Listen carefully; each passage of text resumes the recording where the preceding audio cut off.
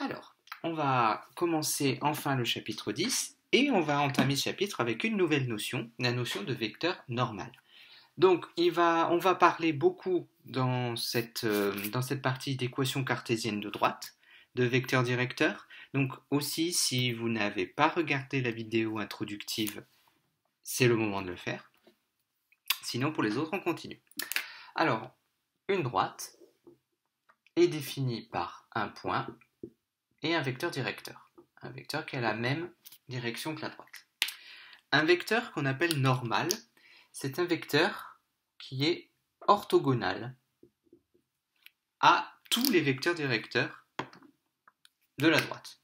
Alors, normal, c'est un synonyme d'orthogonal. Orthogonal, c'est un synonyme de perpendiculaire. Sauf qu'on dit que deux droites sont perpendiculaires, que deux vecteurs sont orthogonaux, et qu'un vecteur est normal à une droite.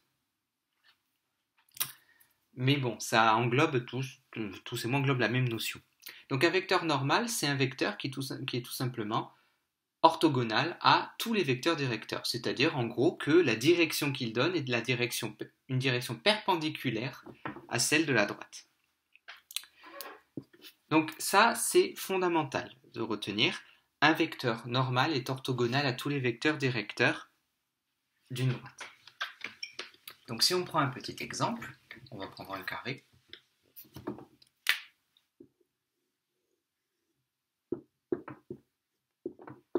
Par exemple, le vecteur AB est normal à la droite BC. Puisque bon, le BC, n'importe quel vecteur directeur de la droite BC va être orthogonal à AB. Maintenant, on peut dire par exemple DC, c'est un vecteur normal à la droite AD. Et aussi à la droite BC d'ailleurs. Il n'existe pas qu'un seul vecteur normal. Pour une droite, il y en a une infinité, tout comme les vecteurs directeurs. Alors, pourquoi est-ce que cette notion de vecteur normal est très importante? C'est parce qu'en fait, elle va compléter ce qu'on a vu sur les équations cartésiennes et elle va même permettre de donner un peu plus que ce que donnait l'équation cartésienne telle que vous aurez dû le voir en seconde. Alors en seconde, les équations cartésiennes permettaient de savoir si deux droites étaient parallèles.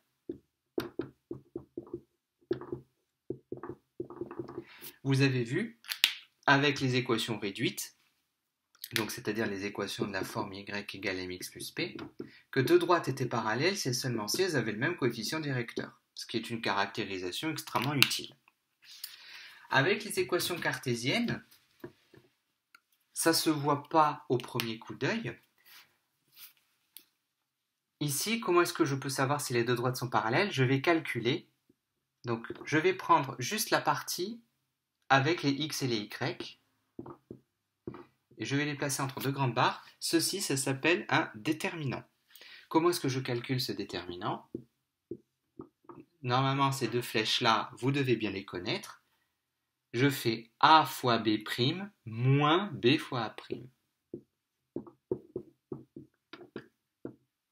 A fois B' moins B fois A'. Et ces deux droites sont parallèles si et seulement si leur déterminant ce déterminant-là est égal à 0. S'il n'est pas égal à 0, elles ne sont pas parallèles. Mais c'est tout ce que ces droites permettaient de dire jusqu'à présent. Maintenant, les équations cartésiennes vont permettre de dire si deux droites sont perpendiculaires grâce aux vecteurs normaux. Alors, lorsque j'ai une droite d'équation cartésienne, ax plus by plus c égale 0, u de coordonnées moins b et a est un vecteur directeur de la droite.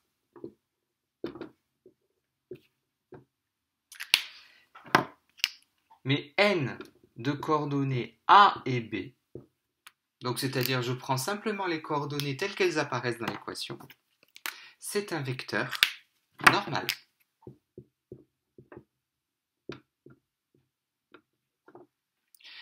Ça va être très très important. Donc, Pour ceux qui prennent maths complémentaires, c'est moins important, vous ne retrouverez absolument pas ça l'année prochaine. En revanche, pour ceux qui conservent la spécialité, ça, on va le refaire beaucoup l'année prochaine, avec une coordonnée supplémentaire. Ce qui ne change d'ailleurs strictement rien au raisonnement.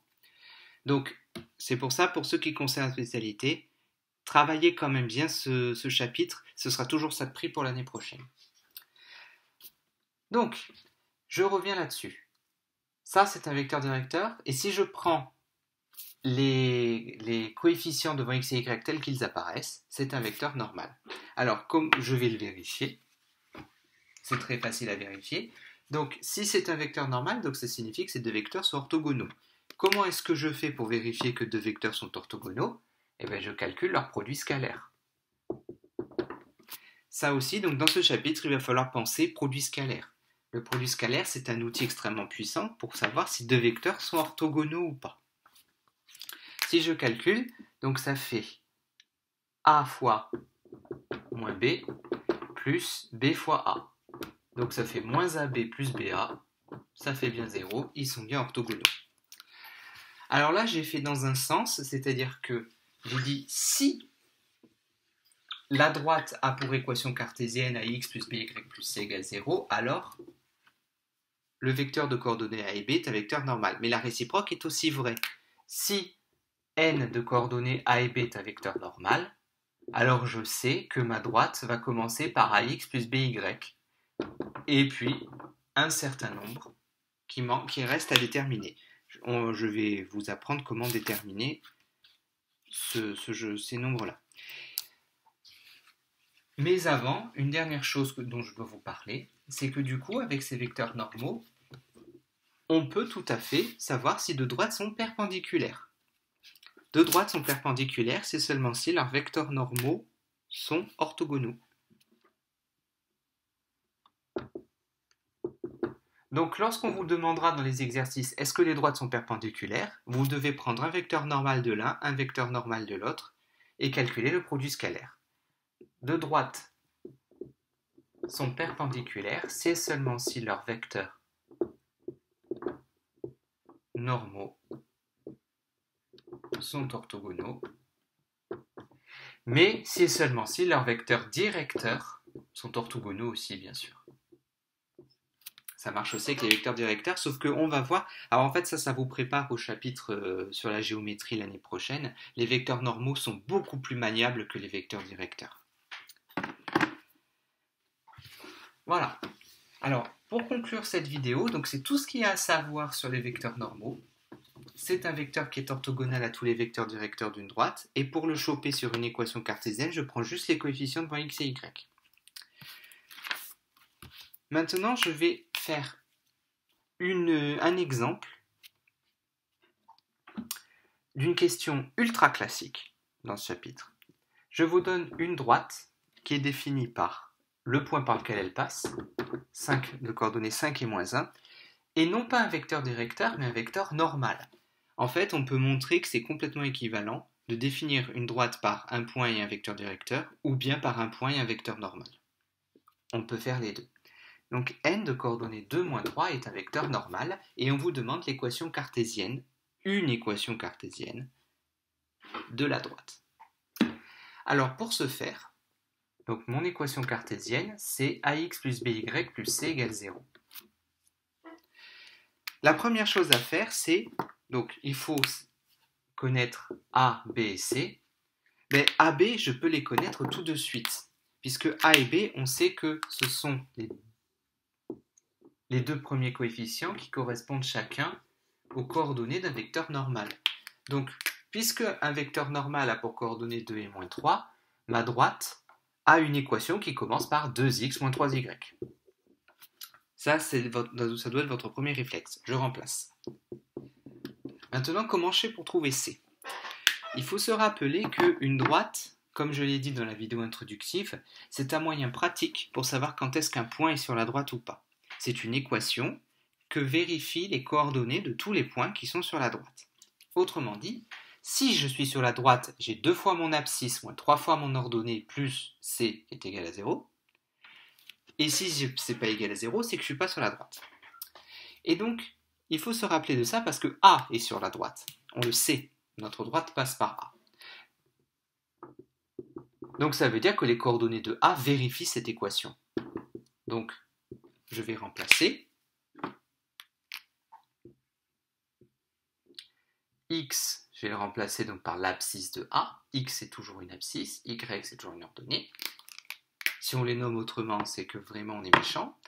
Donc ça veut dire que 2 fois 5 moins 3 fois moins 1 plus c est égal à 0 puisque A est sur la droite. Donc le x j'ai remplacé par l'abscisse de A, le y par l'ordonnée de A. Alors ça fait 10 plus 3, 13. Ça donne ça. Donc ça veut dire que c, du coup, est égal à moins 13. Conclusion, l'équation cartésienne de ma droite, une équation, c'est 2x moins 3y moins 13 égale 0. Tous les points sur la droite ont 2 fois leur abscisse moins 3 fois leur ordonnée moins 13 qui vaut 0. Et tous les autres sont pas sur la droite. Donc ça, on va faire pas mal d'exercices là-dessus. Ce raisonnement, on va le retrouver beaucoup en terminale. Donc il est nécessaire de le comprendre dès maintenant. Et c'est tout ce qu'il y a à savoir sur les vecteurs normaux.